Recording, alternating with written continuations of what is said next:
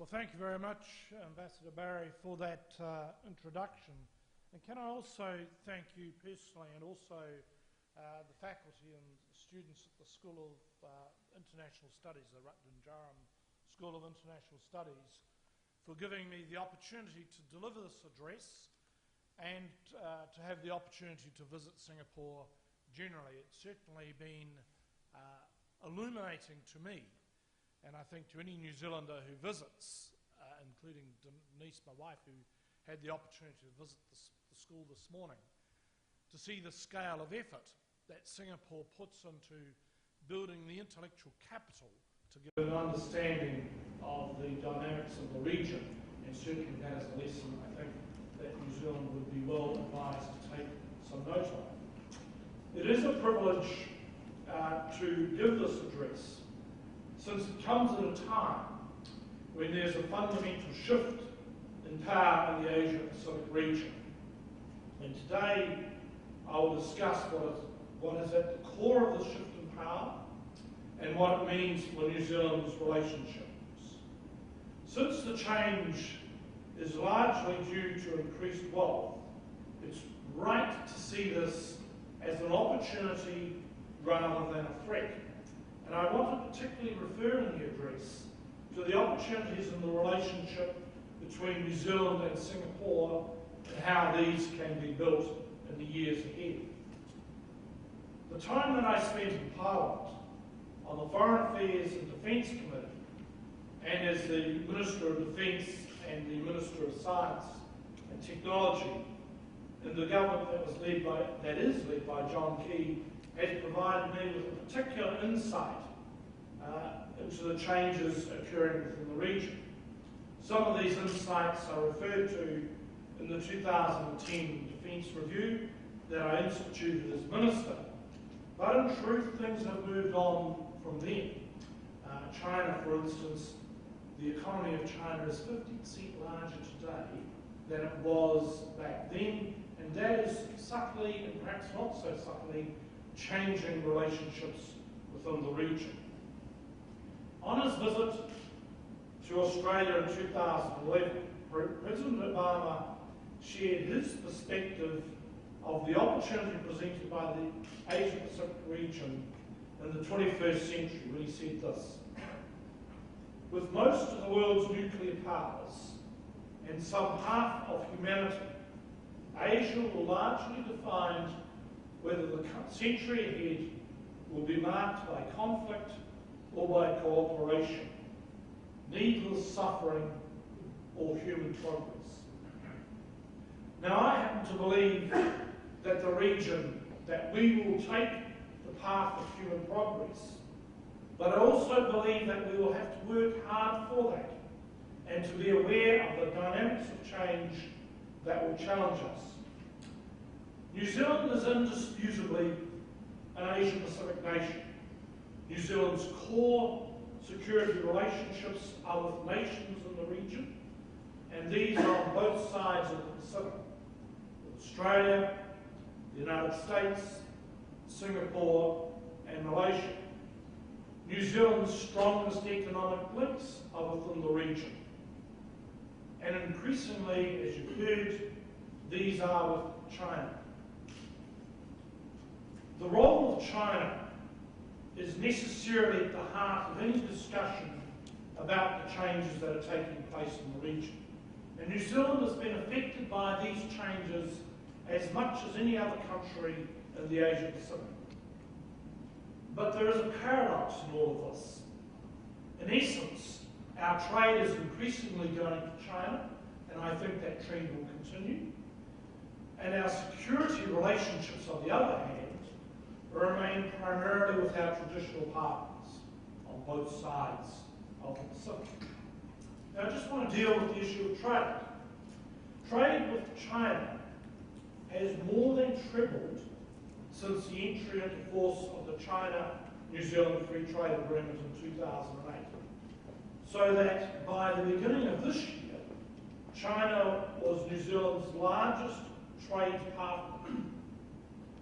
But at the same time, and largely as a strategic initiative of the national government led by John Key, a new security partnership has been forged with the United States.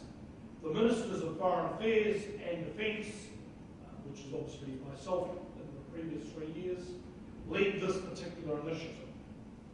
As New Zealand has strengthened its relationships with Asia, there's also an increased understanding in New Zealand of the importance of the five-power defence agreement or arrangement, and I will return to that point somewhat later. Now, at first blush, those trends, those two opposite trends, might seem contradictory, but I believe on a deeper analysis of the dimensions of change that are occurring in the Asia-Pacific reveals why this divergence is in fact likely to be sustainable, which is not to say that there won't be some formidable challenges ahead. So if you just take the case of China and the way it's re-engaged with the world. In 1980, China's economy was barely 5% of that of the United States. Since then, China has essentially re-engaged with the world in terms of the market, not on the basis of dogma. The result is that China's economy is now 60% of the size of the United States, and it is the world's largest exporter of manufactured goods. By 2030, China will have the largest economy in the world, which is not to say that it will be the most sophisticated economy in the world. And some would argue that that day will rise somewhat earlier than 2030. I tend to favour 2030 for reasons I might indicate. So what does that fundamental macro trend mean?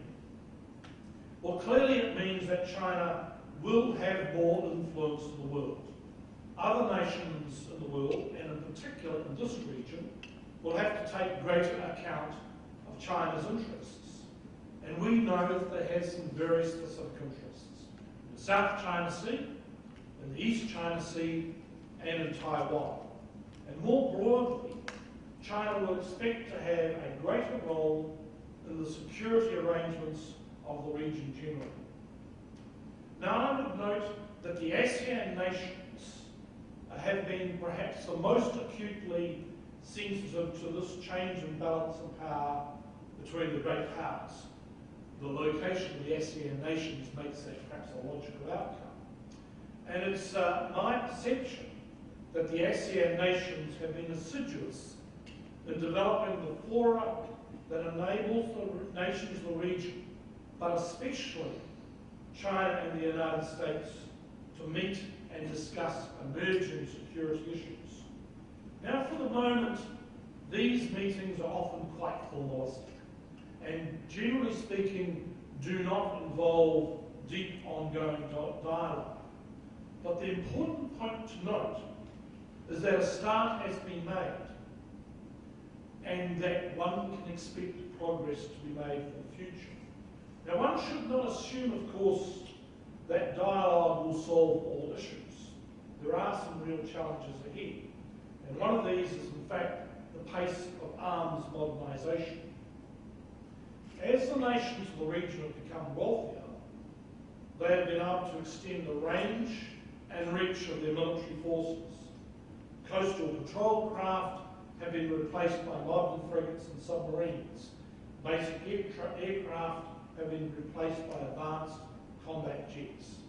In the case of China, its increasing wealth has enabled it to build a sophisticated and far-reaching maritime and air force, which by 2030 may in fact rival that of the United States, at least so far as the Asian littoral region is concerned. And China's explicitly stated objective, and you can read this in a variety of sources, is that China intends to have sufficient military capability to dominate or have superiority out to what is known as the first island chain.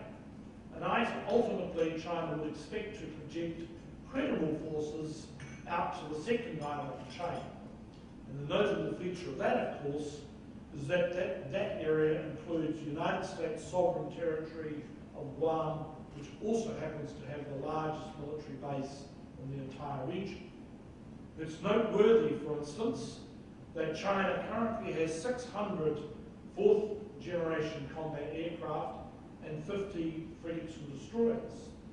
By 2030, China will have up to 2,500 modern combat aircraft and 150 modern frigates and destroyers, not to speak of a substantial fleet of submarines, both nuclear and non-nuclear. It will have 3 aircraft carriers with roughly the capabilities of the new British Queen Elizabeth class of aircraft carriers.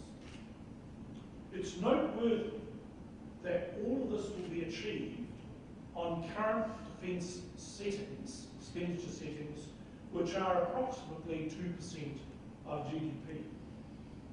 Of course, China would have the option, if pressed enough strategically, to expand their spending to 4% of GDP, which, in other words, is similar to that of the United States currently. And just envisage what that situation would produce. In that case, China would have as many as 4,000 advanced air combat aircraft and over 300 blue water naval vessels. In that case, I would suggest that the South China Sea might seem very much like a Chinese lake.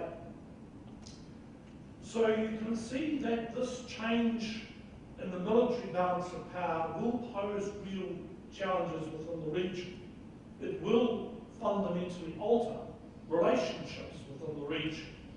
And I would suggest some of those changes are inevitable and a consequential outcome of the increased wealth of China. So the nations of the region are going to have to adjust to that fact.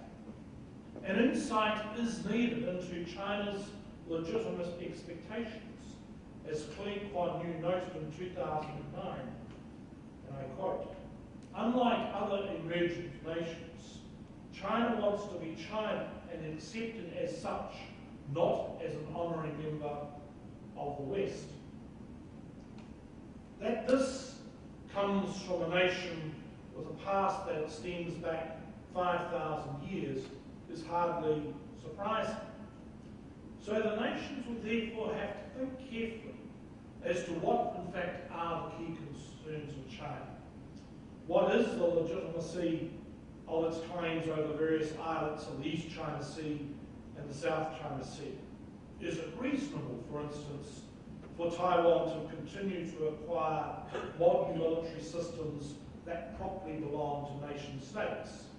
Should China have any concerns that the Pacific pivot could be a device to contain China? Now, I don't intend to answer all of those questions today, but they are legitimate questions to be addressed and to be thought about by policymakers. And arriving at those answers will demand new thinking on the institutions that are being developed for the region. The nature of the changes has the implication that the current dialogue fora will be not sufficient to cope with the expectation that all nations in the region should be included within the security framework of the Asian Pacific.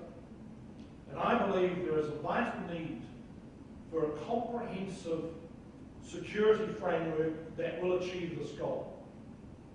The starting point has to be that no major nation is excluded from this new security framework. In particular, China cannot be kept apart from the security relationships that bind many of the nations of the region together. Now, relationships do not only rest on dialogue, they also rest on practical action. And the ASEAN Defence Ministers meeting +8 is a good start to this. So ADMM Plus brings together all of the ASEAN nations, plus Australia, China, India, Japan, New Zealand, Russia, South Korea, and the United States.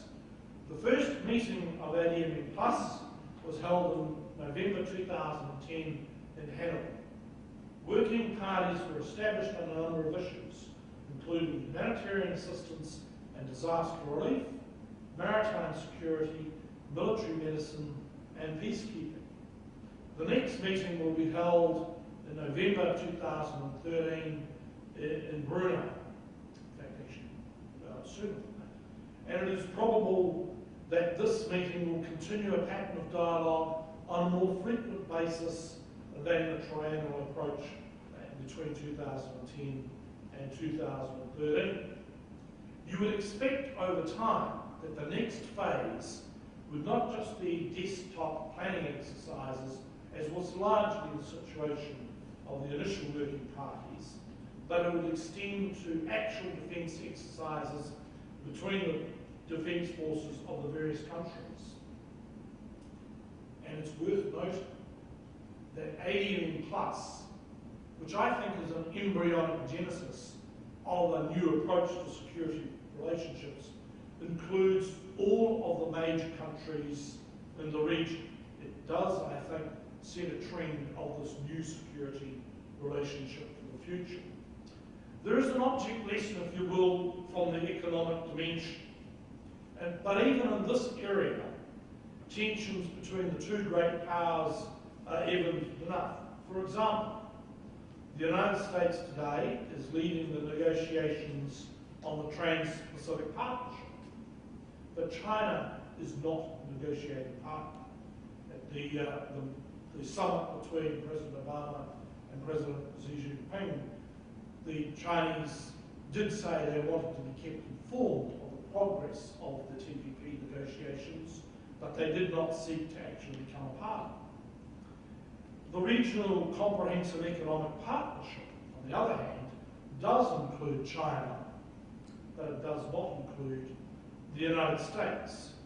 Yet most of the nations of the Asia Pacific, including, in fact, both New Zealand and Singapore, are members of both sets of negotiations. So there is no doubt that there will be challenges ahead. It will be a challenge to the nations of the region to build a comprehensive regional security partnership that includes both China and the United States. But the effort must be made. The future stability of the region demands that the two great states of the region should cooperate fully on security matters. New Zealand and Australia are already taking a more proactive approach on this.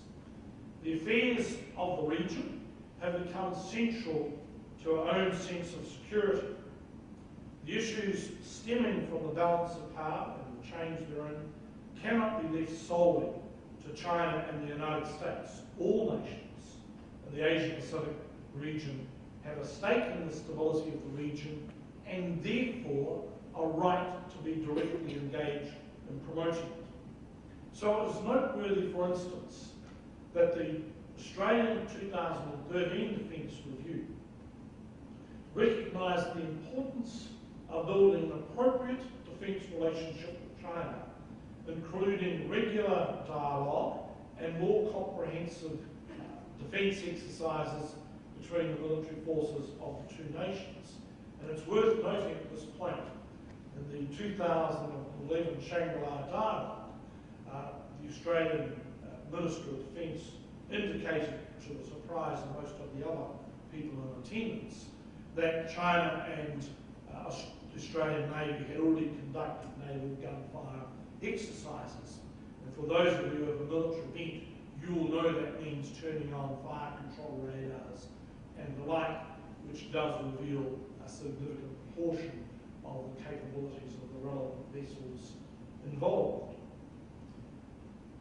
Now, it is noteworthy that the 2013 Defence Review was a significant departure for Australia from the 2009 Defence Review, which had been more inclined to characterise the rise of China as a threat. And I believe that New Zealand in its next Defence Review, targeted for 2015, will need to take a more comprehensive review as well of the relationship with China. Already New Zealand does conduct a certain range of defence exercises with China, but these have in truth been relatively limited. So there will be opportunities, in my view, to expand those. Now I want to turn to the opportunities open to New Zealand and Singapore to build on our already strong relationship. These opportunities should cover the full range of activity between our two nations. And we both need to see, in doing so, the benefit and the overall interchange, even if that does not occur on every single transaction. Now, as everyone in this room will be aware, our two nations have many similarities. We both have small populations, which means that we have to be careful in the choices that we make. Neither of us are in a position to do everything. We have to be selective if we are to be successful.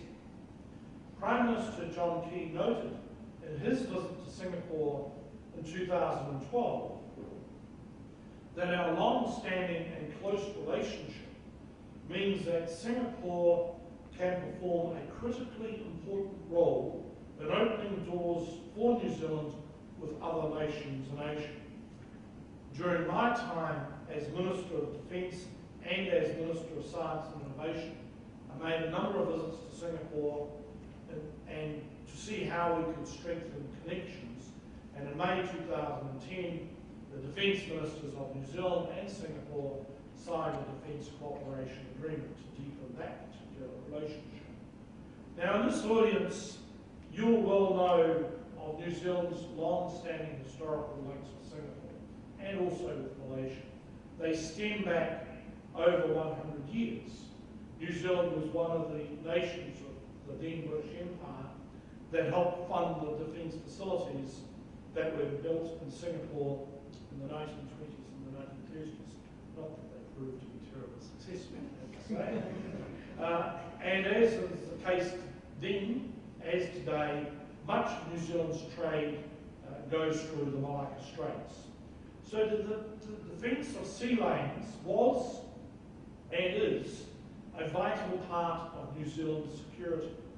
And as you will also know here, many New Zealanders fought and suffered to protect Malaya and Singapore in 1941 and 1942. Following the end of the Second World War, New Zealand remained actively engaged in Singapore and Malaya. It provided troops to deal with the insurgency in the 1950s and also with the effects of confrontation with Indonesia in the 1960s.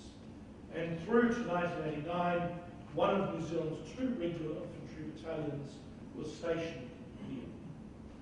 The bilateral relationship between our two countries has remained strong. Every year, for instance, a Singapore artillery regiment trains in New Zealand. As Minister, I visited them in the field in Wairau, and it was impressive to see the skill and enthusiasm of the Singaporean National Defence personnel. And I also might note here that New Zealand was hugely appreciative of the assistance that the Singaporean soldiers and the urban search and rescue teams provided during the Christchurch earthquakes. Your soldiers did not hesitate to move from their planned exercises to help the people out, and indeed to extend their stay.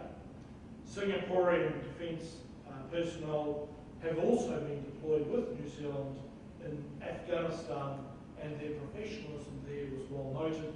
I personally met some of them and saw their work, particularly with the engineers in building the hospital in Birmingham.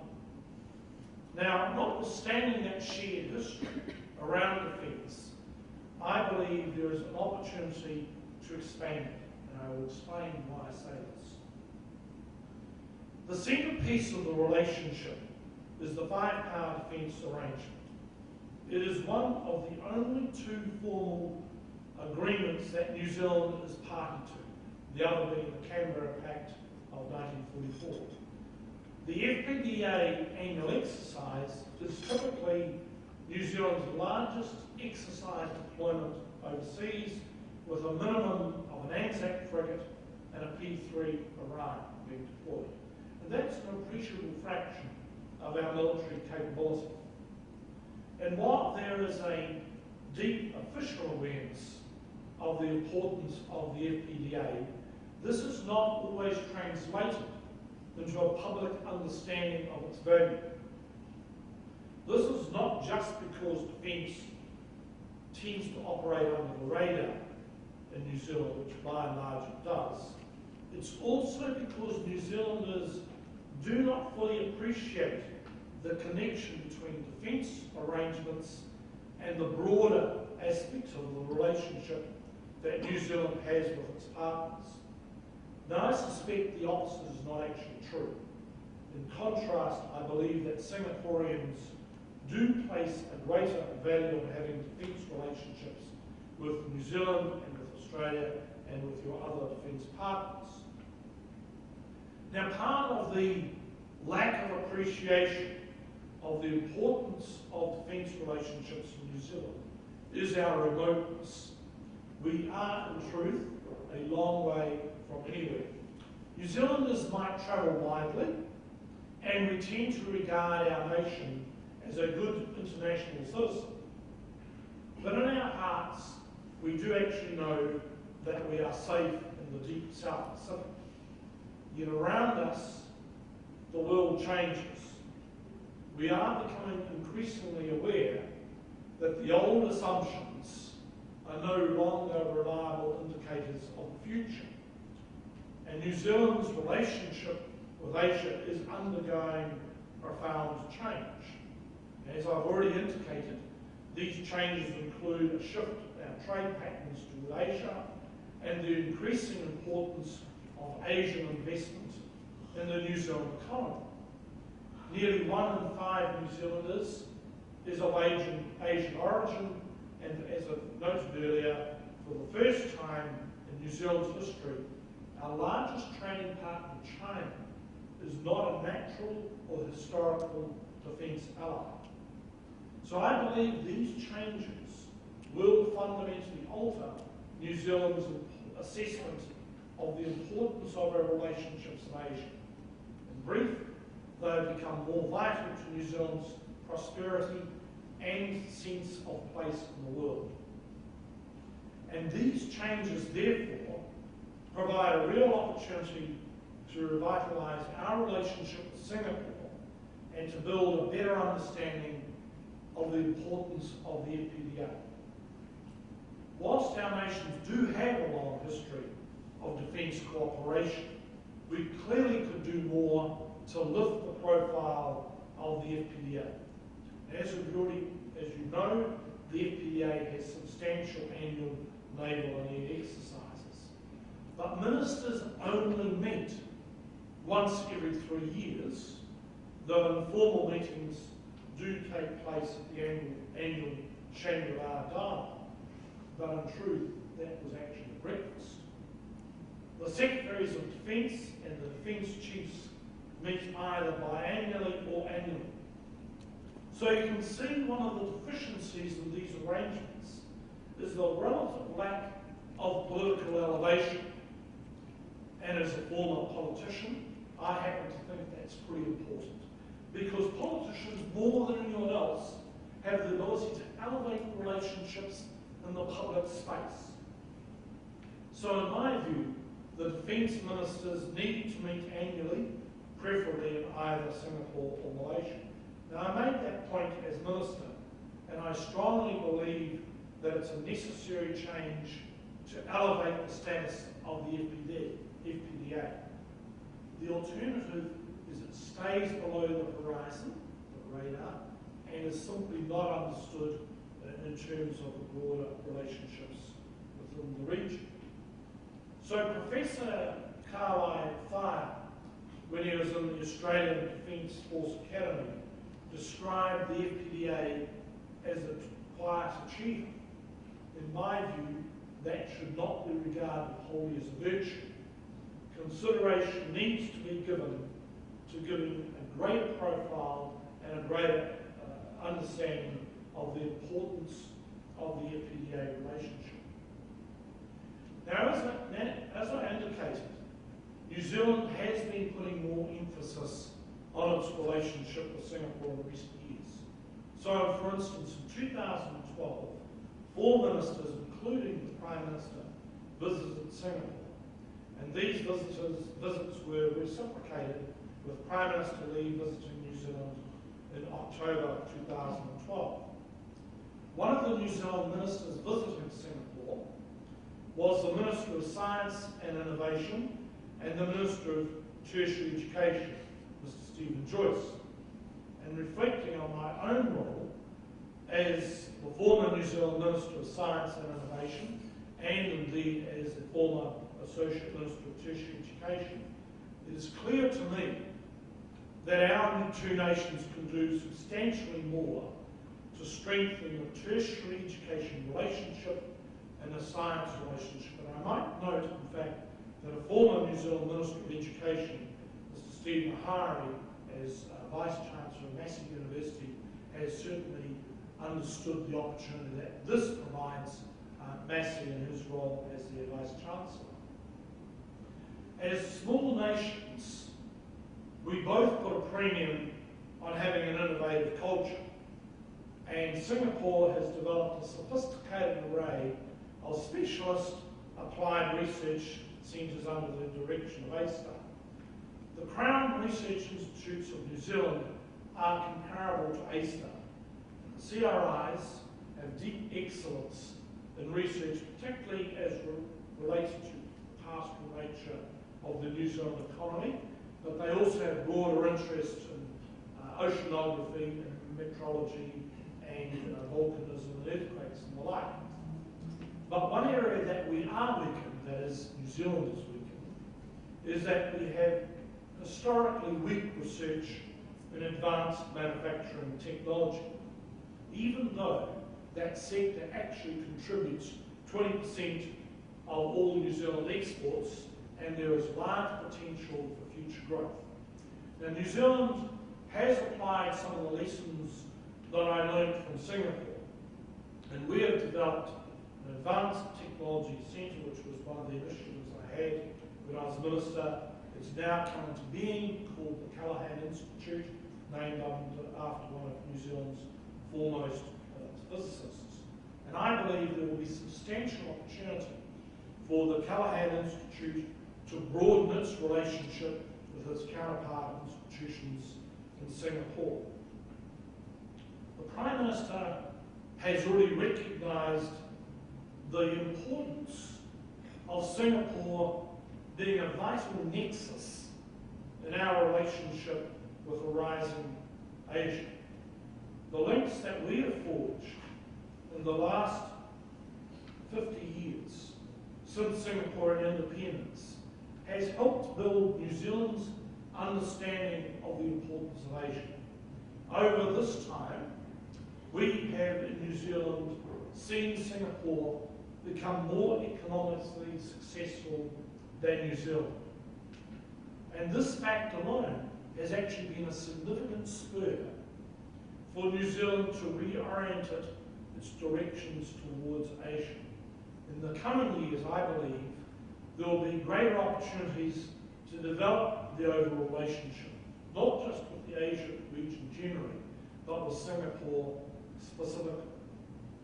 So if I return to President Obama's injunction that he laid out for us in Australia in 2011, I believe there is considerable reason to be optimistic for the advancement of human progress. There is a proverb of the Maori people which sums up for me the appreciation of the challenge and the importance of our shared endeavours. Kua e rangatira ua tia, te hapa. E kore te tātou waka e kia uta. We should not lift the paddle out of unison, or our canoe will never reach